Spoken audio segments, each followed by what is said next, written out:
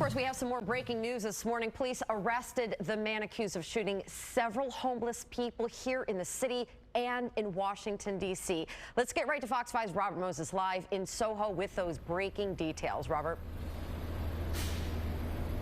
Reagan, all of the publicity surrounding this case, like the wanted posters that are up here on Lafayette Street in Soho, all of that publicity appears to have paid off. Police in Washington say that they have a suspect in custody. No formal charges at this point, but we know that he was taken in early this morning in the southeastern portion of Washington, D.C. Word of the apprehension comes just hours after the mayors of New York and Washington, along with top police brass from both cities, held an urgent news conference announcing a $70,000 reward for information leading to an arrest and conviction. Authorities released several images of this suspect along with video.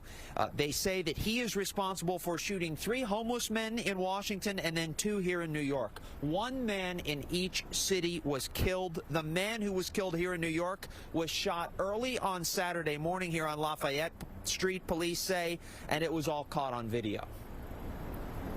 He looked around, he made sure no one was there, and he intentionally took the life of an innocent person.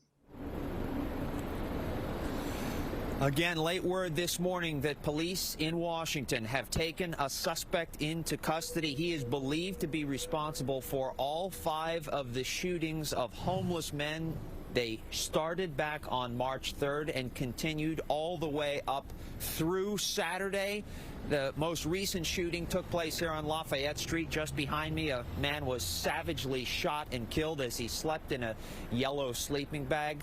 But fortunately, good news this morning. It appears as though police have their man in custody. More information will be forthcoming, but Metropolitan Police in Washington have thanked the public for all of the tips that came pouring in. Those tips appear to have paid dividends. Dan and Reagan, back to you. A manhunt that spanned 2 cities has ended with an arrest. Robert, thank you very much. Well,